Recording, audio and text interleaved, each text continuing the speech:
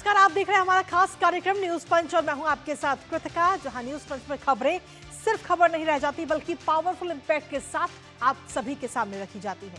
News पंच में हर खबर की तह तक जाया जाता है और यहाँ प्रेजेंटेशन का मिलता है एक नया अंदाज। फिर चाहे वो खबर देश की हो या दुनिया की, राजनीति की हो या अर्थव्यवस्था की या फिर आम आदमी से जुड़ी हुई, और खबर से जुड़े हुए हर एक पहलू को पहुंचाने के साथ साथ ग्राउंड पर मौजूद अपने रिपोर्टर्स से जानते हैं खबर से जुड़ा हुआ एक एक अपडेट। तो चलिए शुरुआत करते हैं न्यूज पंच की प्रमुख खबरों के साथ और सबसे पहले नजर डालते हैं टॉप लाइन्स पर। तो सबसे पहली और प्रमुख खबर आपको बता दें, जहां तृणमूल कांग्रेस में इस्तीफों की झड़ी इस समय लगी हुई है।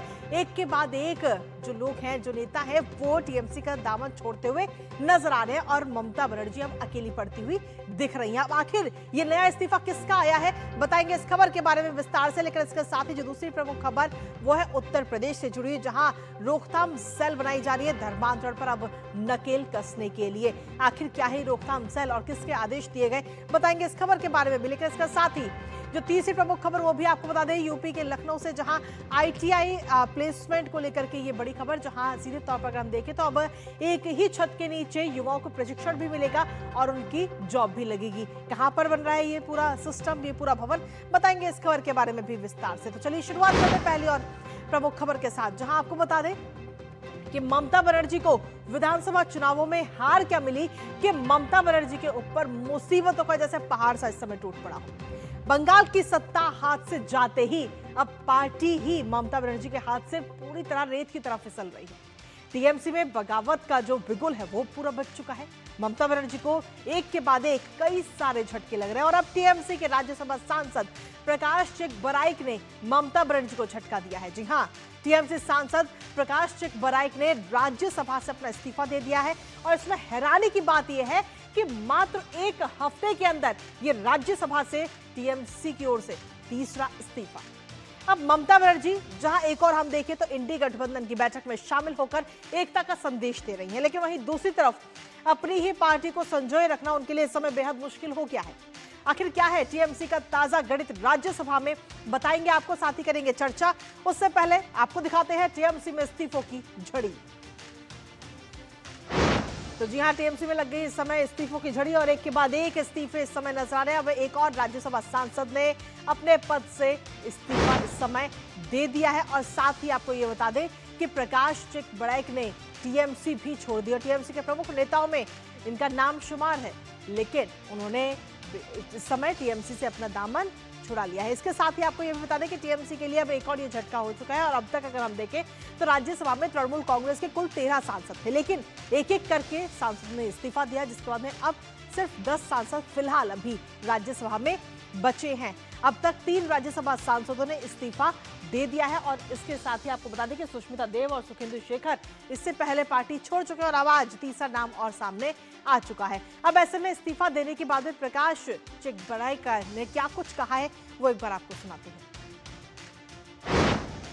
पश्चिम बंगाल में जो मैंडेट बीजेपी को मिला, भारतीय जनता पार्टी को मिला, ऑब्वियसली इस राय को देखते हुए, क्योंकि गणतांत्रिक देश का गणदेवता पब्लिक है, पब्लिक अगर वोट दिया बीजेपी को, इस राय को देखते हुए मैं भी अपना पद से इस्तीफा दिया। तो इस्तीफा देने के बाद में ये उनका बयान। लेकिन इसके साथ ही वहीं टीएमसी में इस आवन जावन पर भारतीय जनता पार्टी की तरफ से जो नेता हैं उन्होंने आखिर क्या कुछ कहा है वो एक बार आपको सुनाते हैं। टीएमसी की स्थिति ये है कि दोस्त दोस्त न रहा, प्यार प्यार न रहा, सारे भेद खुल गए, राजदार न रहा। तो अब ये जो झांसे और झूठ का जो इनका झुंझुना था, झालर थी, वो झटके पे झटका खाती जा रही है।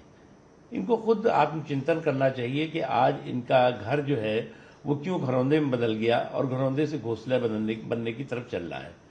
टीएमसी समाप्त हो गया तो टीएमसी का क्या है? अभी टीएमसी में वो रहेगी तो रहने दीजिए। आज टीएमसी में 2 लोग ही रहेंगे, एक है ममता बनर्जी और अभिषेक बनर्जी। ये दोनों को अलावा कोई नहीं रहने वाला।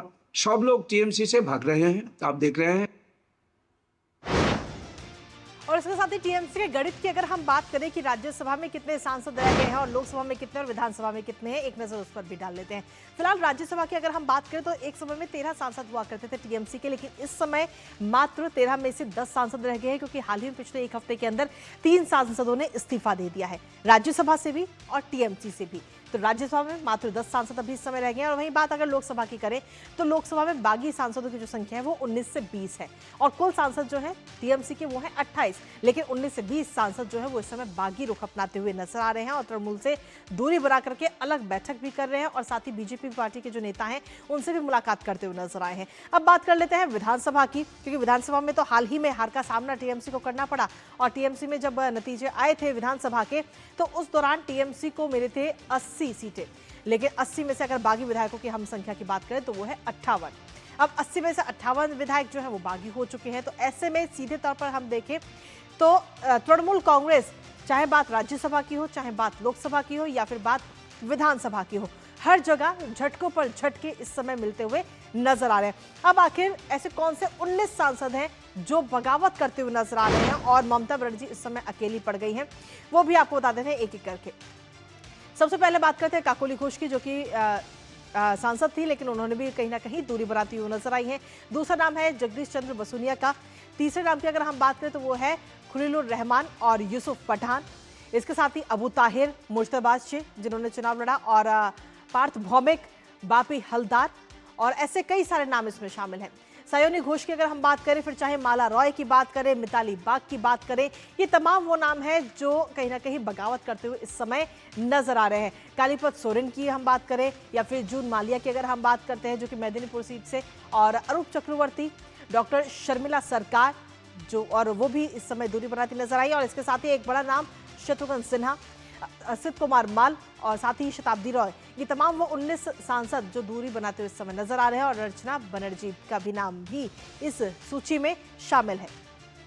तो कुल सांसदों की संख्या की अगर हम बात करें तो अब 19 सांसदों की ये बगावत इस समय नजर आ रही है, और ममता बनर्जी जहां एक और राष्ट्रीय संकेत दे रही हैं राष्ट्रीय स्तर पर कि सभी जो पार्टियां हैं वो एक साथ हैं, एकजुट है, इंडी गठबंधन की बैठक में वो शामिल हो रहे हैं, लेकिन वहीं दूसरी तरफ उनके सामने चुनौती है अपनी ही पार्टी को बचाने की। हमारे साथ हमारे सहयोगी सौरभ दत्ता इस वक्त जुड़ गए हैं, सीधा उनका रुख करेंगे ताजा अपडेट के लिए।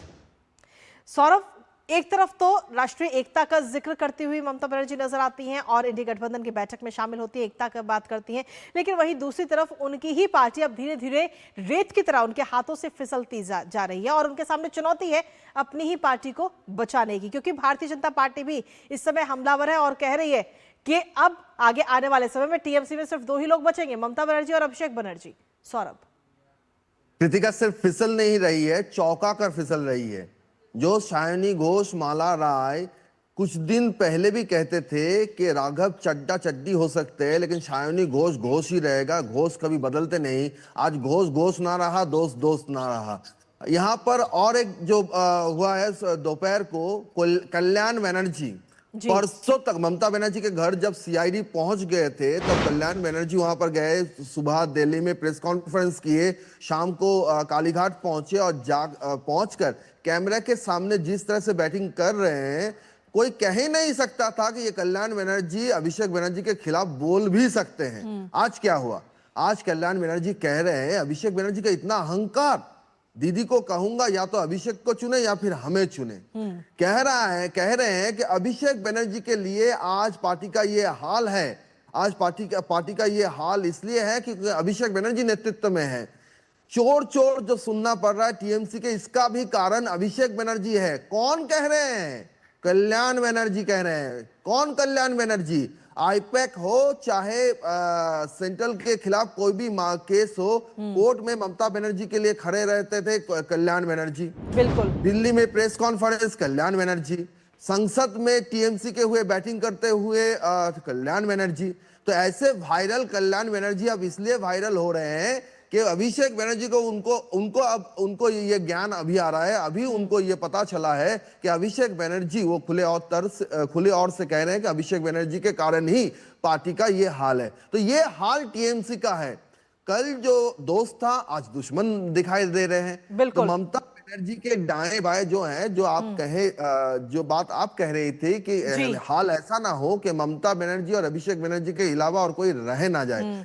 तो आखिर में वास्तव में वही दिखने को मिल रहा है कि ममता बनर्जी के लेकर, अभिषेक बनर्जी को लेकर जिस तरह से सवालों के घेरे में ममता बनर्जी को बार बार करना पड़ रहा है, और आज कल्याण बनर्जी ने जो सवाल उठाए उसके बाद ये और एक बार ये सवाल आया है कि ममता बनर्जी क्या करेगी, भतीजा रखेंगे बिल्कुल या पार्टी। चलिए, इस पर फिलहाल अब देखना होगा कि ममता बनर्जी का क्या रुख इस समय नजर आता है। फिलहाल आप इस पूरी खबर पर नजर अपनी बनाए रखिएगा। फिलहाल बहुत बहुत शुक्रिया सौरभ, तमाम जानकारी और अपडेट्स हमारे साथ साझा करने के लिए। और न्यूज पंच में खबरों का सिलसिला लगातार जारी, लेकिन इसी बीच वक्त एक छोटे से ब्रेक का, आप बने रहिए हमारे साथ।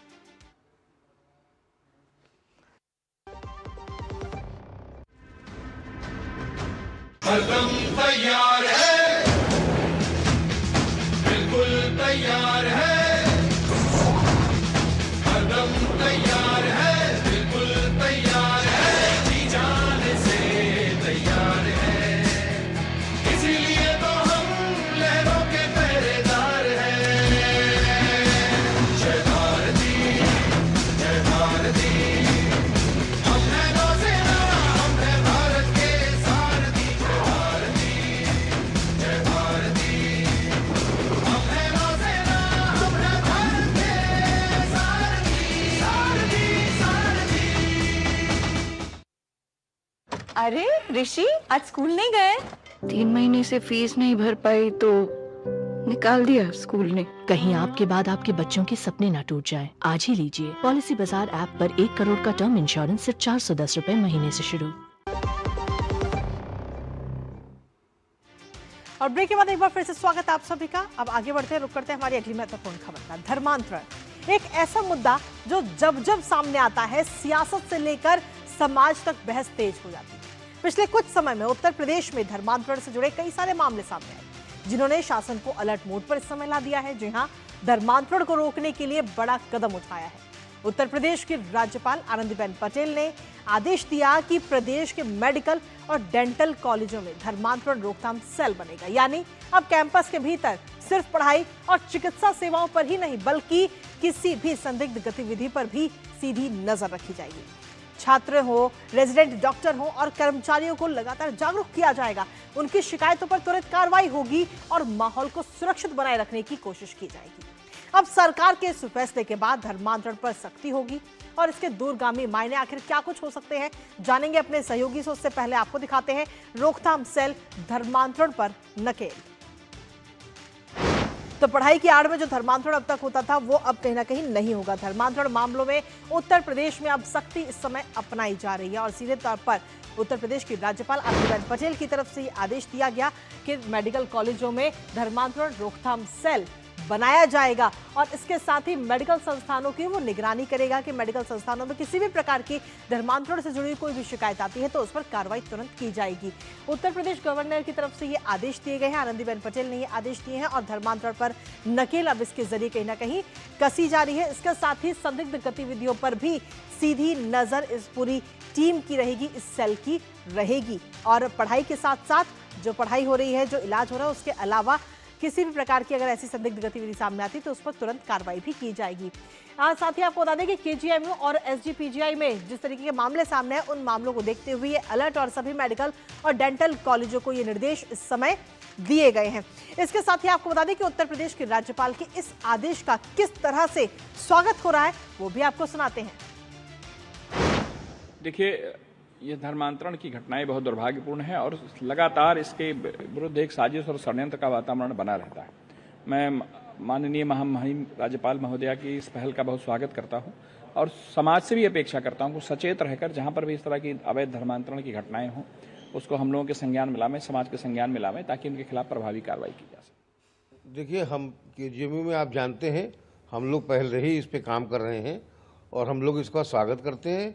देखिए, धर्मांतरण में कई बार अब एक गैंग बनाकर या लोगों को गुमराह कर धोखे में रख के ये कराए जाने की जो घटनाएं आ रही हैं, इसके लिए चूंकि जो बीडीएस एमबीबीएस से बच्चे आते हैं, 17-18 साल की बच्चियां होती हैं, उन्हें जागरूक करने की आवश्यकता है और उन्हें कोई ऐसी शक वाली चीज़ दिखती है तो किससे वो संपर्क करें, वो बताना ज़रूरी है।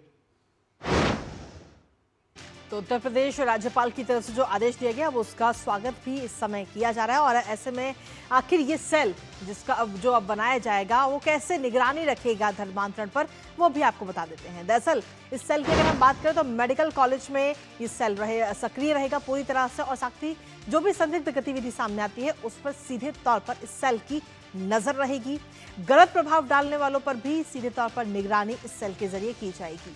जागरूकता अभियान चलाया जाएगा और जो भी छात्र छात्राएं हैं उनके लिए जागरूकता अभियान चलेगा। इसके साथ ही नियम और अधिकारों की जानकारी उन सभी छात्र छात्राओं को दी जाएगी जो रेजिडेंट डॉक्टर्स हैं उनको दी जाएगी। और शिकायतों पर अगर कोई भी शिकायतें इस बीच सामने आती धर्मांतरण से जुड़ी हुई तो उस पर सख्त कार्रवाई की जाएगी। विश्वविद्यालय नियमों के अनुसार ये कार्रवाई होगी। हमारे साथ हमारे सहयोगी विकास सिंह इस वक्त जुड़ गए हैं, सीधा उनका रुख करते हैं। विकास, हाल ही में जो धर्मांतरण के कई सारे मामले सामने आए उसको ध्यान में रखते हुए ये बड़ा निर्देश इस समय उत्तर प्रदेश की राज्यपाल की तरफ से दिया गया, क्या कुछ मायने इसके हैं और जमीनी स्तर पर किस तरीके से इसे लागू किया जाएगा? विकास,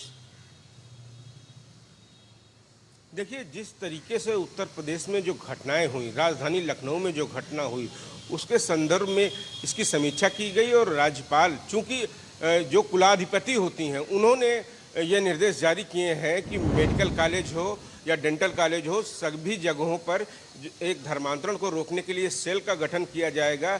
यह सेल उन तमाम सारी घटनाएं जो होंगी उनके निस्तारण करने में तो काम करेगा ही करेगा, साथ ही लोगों को जागरूक करने का काम करेगा, चाहे वो छात्र छात्राएं हों, चाहे वो कर्मचारी हों, चाहे वो डॉक्टर्स हों। इन सभी लोगों को इस विषय के बारे में पूरी जानकारी प्रदान की जाएगी। क्योंकि हमने देखा था राजधानी लखनऊ के KGMU में जिस तरीके से महिला डॉक्टर के साथ जो घटना हुई थी, काफ़ी ज़्यादा चर्चा में आई थी। और उसके बाद कमेटी बनाई गई थी और कमेटी के बाद उसके खिलाफ एक्शन लिया गया था और साथ साथ पुलिस का एक्शन भी आगे लिया जा रहा है। तो ये सारी घटनाएं ऐसी हैं जो युवा लोग होते हैं जो पढ़ाई करने आते हैं, अपनी ज़िंदगी संवारने के लिए आते हैं। तो क्योंकि हम सभी जानते हैं कि इस पेशे में आने के लिए बड़ी मेहनत करनी होती है और उम्र लगभग कम होती है। 17 से लेकर 22-25 साल तक की उम्र के ये लोग होते हैं और ऐसे में इनको पढ़ाई और कैरियर के बारे में ज़्यादा ध्यान देना चाहिए। ऐसे समय में किसी के बहकावे में ना आ जाना चाहिए, किसी दबाव में ना आ जाना चाहिए। ऐसी घटनाओं में ये इस सेल पर वो लोग भी शिकायत कर सकते हैं, जो भुक्तभोगी है वो भी शिकायत कर सकता है। अगर आपका कोई साथी है, उसको लग रहा है मेरे साथी के साथ ऐसा हो रहा है, वो भी इस सेल को जानकारी दे सकता है कि ऐसी घटना, ऐसा घटनाक्रम चल रहा है, उसके खिलाफ कुछ कार्रवाई की जाए। तो तमाम सारी चीजें हैं, युवाओं के भविष्य के लिए बड़ा कदम है और इस निर्णय को देखा जाना चाहिए। जिस तरीके से उत्तर प्रदेश में तमाम सारी घटनाएं हुई हैं, उत्तर प्रदेश सरकार ने हालांकि धर्मांतरण के लिए एक अधिनियम भी बना रखा है। जी विकास, फिलहाल इस खबर पर तमाम जानकारी हमारे साथ साझा करने के लिए बहुत बहुत शुक्रिया। लेकिन लगातार हमारे साथ बने रहिए क्योंकि अन्य तमाम खबरों पर भी आपसे रुख करेंगे, अन्य तमाम खबरों को लेकर। इसके साथ ही जो रुख कर लेते हैं अगली महत्वपूर्ण खबर का, वो भी उत्तर प्रदेश से ही है, जहां पर आपको बता दें कि लखनऊ ITI में बनने वाला प्रदेश का पहला प्लेसमेंट भवन युवाओं के सपनों को एक नई उड़ान देता हुआ नजर आएगा। जी हां, जहां युवाओं के लिए आधुनिक प्रशिक्षण, विदेशी भाषा शिक्षा, करियर मार्गदर्शन और रोजगार के भी अवसर अब एक ही छत के नीचे उपलब्ध होंगे। दरअसल युवाओं को उद्योगों से जोड़ने और साथ ही रोजगार के नए द्वार खोलने की इस दूरदर्शी पहल के लिए यूपी सरकार लगातार प्रयासरत है और योगी सरकार का ये कदम प्रदेश को स्किल, रोजगार और आत्मनिर्भरता को नई पहचान देने की दिशा में एक महत्वपूर्ण मील का पत्थर साबित होता हुआ भी नजर आएगा। आखिर इसकी लागत कितनी होगी और कैसे युवाओं को एक ही छत के नीचे मिलेगा प्रशिक्षण और रोजगार, बताएंगे आपको, साथ ही करेंगे चर्चा अपने सहयोगी से। उससे पहले आपको दिखाते हैं लखनऊ ITI में प्लेसमेंट भवन। तो लखनऊ ITI में ये प्लेसमेंट भवन बनाया जा रहा है, जहां पर स्थान की अगर हम बात करें तो वो है, और इसके साथ ही इसकी लागत की अगर हम बात करें तो करीब 5 करोड़ इसकी लागत है। और इससे सीधे तौर पर फायदा होगा युवाओं को, जो आगे आने वाले समय में एक ही छत के नीचे उनको आधुनिक प्रशिक्षण भी मिलेगा और आधुनिक प्रशिक्षण के साथ ही उनके प्लेसमेंट यानी कि जॉब भी वहीं पर लग जाएगी। और इसके क्षेत्रफल की अगर हम बात करें तो करीब 1400 वर्ग मीटर इसका उद्देश्य है कि कौशल विकास, प्रशिक्षण और रोजगार की सुविधाएं एक ही छत के नीचे युवाओं को उपलब्ध कराई जा सकें। इसके साथ ही इस प्लेसमेंट भवन की अगर जो खास तौर पर सुविधाएं हैं उनकी अगर हम बात करें तो 1000 लोगों की क्षमता वाले 2 बड़े हॉल यहां पर बनेंगे। रोजगार मेलों के आयोजन यहां पर किए जाएंगे और इस आयोजन के लिए सीधे तौर पर 30 से ज्यादा इंटरव्यू रूम बनाए गए हैं, जिससे कि ज्यादा से ज्यादा इंटरव्यू होंगे और ज्यादा से ज्यादा जो रोजगार है उनके ऑप्शंस सभी युवाओं के लिए होंगे। कंपनी द्वारा सीधे भर्ती प्रक्रिया होगी और जो विदेशी भाषा प्रशिक्षण है वो युवाओं को दिया जाएगा। युवाओं को विदेशों में रोजगार के बेहतर अवसर उपलब्ध कराने हेतु भी सीधे तौर पर इसकी हेल्प मिलेगी। करियर काउंसलिंग और साथ ही मार्गदर्शन में सीधे तौर पर हेल्प मिलेगी। रोजगार और कौशल विकास से जुड़ी जो सभी जानकारियां हैं वो एक ही स्थान पर रहेंगी और साथ ही एकल खिड़की आपको मिलेगी। सुविधा उद्योगों से जुड़ाव, प्रशिक्षण और साथ ही प्लेसमेंट संबंधी सुविधाएं, तो ये तमाम जो सुविधाएं हैं वो एक ही छत के नीचे प्लेसमेंट भवन में मिलने जा रही है। अब ऐसे में प्लेसमेंट भवन का इसका महत्व क्या है तो उस पर भी जोर देना बेहद जरूरी है, क्योंकि उत्तर प्रदेश का ये पहला समर्पित प्लेसमेंट भवन है खासतौर पर युवाओं के लिए, और यह युवाओं को रोजगार के बेहतर अवसर मिलेंगे। उद्योग और प्रशिक्षित युवाओं के बीच में सीधा संपर्क आपस में होगा। कौशल विकास और साथ ही रोजगार सृजन को सीधे तौर पर उत्तर प्रदेश के अंदर बढ़ावा मिलेगा और प्रदेश को स्किल और साथ ही प्लेसमेंट हब बनाने की दिशा में भी महत्वपूर्ण कदम के तौर पर अब इसे देखा जा रहा है। हमारे साथ हमारे सहयोगी विकास सिंह इस वक्त जुड़ गए, सीधा उनका रुख करेंगे। विकास, इस प्लेसमेंट भवन की अगर हम बात करें तो तमाम सुविधाएं हैं, लेकिन जब ये बनकर तैयार होगा तो जमीनी स्तर पर युवाओं को इससे मदद मिलेगी, क्योंकि एक ही जगह पर उन्हें आधुनिक प्रशिक्षण भी मिलेगा, कंपनियों से डायरेक्ट उनकी बातचीत भी होगी, रोजगार भी उन्हें वहीं पर मिलेगा। विकास जी बिल्कुल, बेहतर रोजगार और बेहतर भविष्य के लिए युवाओं के लिए यह प्लेसमेंट भवन बेहद ही महत्वपूर्ण है। और ऐसे में जबकि हम देख रहे हैं उत्तर प्रदेश में पिछले समय उत्तर प्रदेश से कुशल कारीगरों को इजराइल भेजा गया था काम के लिए, तो और उनको उसके लिए एक बड़ी राशि प्रदान की गई थी। तो ये एक बड़ी चीज़ है, एक नया अवसर है, नया तरीका है। सरकार ने जो सोचा है ये युवाओं के लिए सोचा है कि एक ही जगह पर राजधानी लखनऊ में जो प्लेसमेंट भवन बनेगा तो उनको प्रशिक्षण भी यहाँ दिया जाएगा, उनका इंटरव्यू भी होगा, साक्षात्कार भी होगा, और साथ साथ जो तमाम सारी जिन बाहर देशों में जाना है उन देश की भाषा का ज्ञान भी उनको यहाँ पे प्राप्त होगा। पीएम मोदी ने जो कहा था, जो उनका विजन है कि कौशल पे सबसे ज़्यादा ध्यान देना है हमारे युवाओं को, उनके अंदर स्किल डेवलपमेंट की लाना है, और इसी के तहत उत्तर प्रदेश सरकार ने पिछले काफ़ी समय से लगातार काम कर रही है। उत्तर प्रदेश में जगह जगह महीने में 1 से 2 बार रोजगार मेले लगाए जाते हैं, जिसमें हजारों लोगों को नौकरियां प्रदान की जाती हैं। लेकिन सबसे बड़ी बात है, यहाँ जब स्किल डेवलपमेंट होगी युवा की, तो युवा रोजगार के योग्य तो बनेगा ही बनेगा, उद्यमी भी बन सकता है। यहाँ पर वो अपना उद्योग भी स्थापित कर सकता है यहाँ पर ट्रेनिंग लेने के बाद। ये सारी चीजें हैं, युवाओं को कौशल निखारने के लिए तमाम सारे बड़े कार्य किए गए हैं। इसमें ये भी एक बड़ा काम है, और ये शुरुआती दौर में अभी राजधानी लखनऊ के अलीगंज ITI में स्थापित होगा, लेकिन आगे चलकर टोटल 5 प्लेसमेंट भवन स्थापित करने की सरकार की कार्य योजना है। यह भी शीघ्र लागू होगी। तो युवाओं के लिए बेहतर अवसर प्रदान करने के लिए, उनको स्किल डेवलपमेंट के लिए लगातार उत्तर प्रदेश सरकार काम कर रही है प्रधानमंत्री के मार्गदर्शन में। जी चलिए, बहुत बहुत शुक्रिया तमाम जानकारी और अपडेट्स हमारे साथ साझा करने के लिए विकास, इस महत्वपूर्ण खबर से जुड़ी हुई। तो सीधे तौर पर यूपी सरकार की तरफ से ये बड़ा कदम उठाया जा रहा है, जहां एक ही छत के नीचे ITI प्लेसमेंट भवन बनाया जा रहा है और एक ही छत के नीचे आधुनिक प्रशिक्षण भी मिलेगा युवाओं को। जॉब के उनके पास में बहुत सारे मौके भी मिलेंगे और वो खुद भी उद्योग जगत में कदम रखकर औरों को नौकरी दे सकते हैं। तो इस खबर पर नजर हमारी लगातार बनी रहेगी, लेकिन इसी के साथ फिलहाल न्यूज पंच में मुझे और हमारी पूरी टीम को दीजिए अनुमति। नमस्कार।